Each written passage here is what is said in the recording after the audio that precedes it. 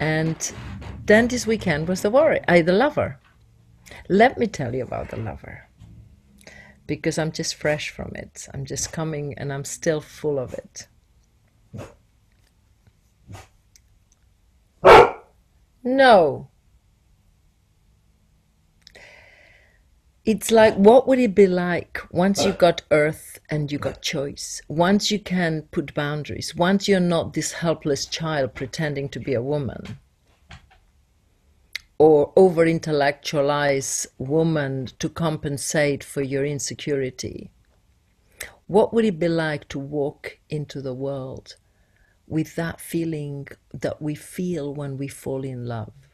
It's a kind of openness, receptivity, pulsing, sensuality, erotic aliveness inside you that some Mr. or Mrs. person you have dotted on them and endow them to, you give them something, because that's what our society tells us. Somebody's going to give you that, so you give it to someone, and then you have those feelings. Ooh, until of course the shadow, the trauma, the mutual trauma comes up and is like, whoa, the honeymoon is over. But anyway, it doesn't matter, we won't go there. What we want is that feeling of being undefended through life. Not because you're helpless, not because you're penetrable like a child, but because you can be, because you got safety of the mother and choice. And then learning from that place to feel the grief, the shyness, the every tone in between,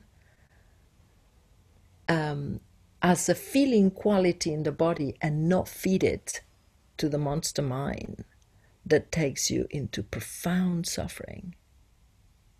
Because what happens, we must say, how we, on the one hand, we behave pleasing, nice, because we don't want to be disliked, we don't want to be judged, and we're always kind of like in a state of like defensiveness.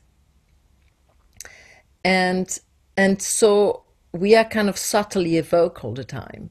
And on the other hand, when the feeling comes up, that's why Sophia said, oh, she said, it feels, what's the word you said? I feel the grief and I feel better for it. Better. Feels good. Feels good, yes. Mm. Yeah. Feels good means it's like our colors to pay our canvas when we don't feed it to the mind. Because at the moment you feed it to the mind, it just like electric shocks, it evokes more feelings based on history. And then you begin to create a drama, a painful scenario that the mind is telling you. And the feeling can never just rise, do its course, and finish to the next one. So in that feeling, opening,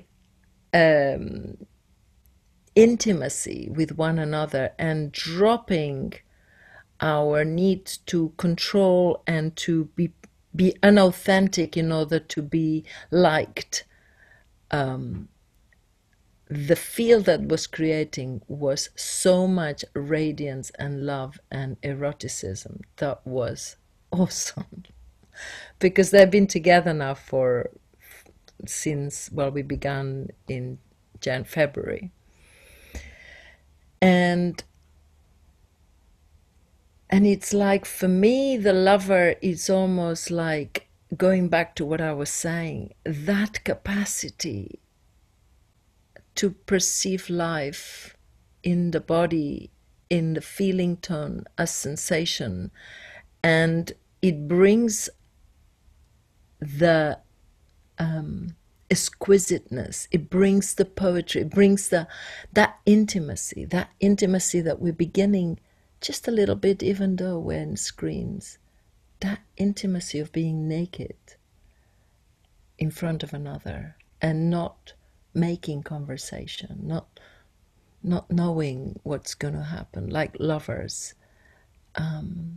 true lovers, and the co-creative, co-rising and unfoldment and clarity that comes. But what allows us as women to be that naked,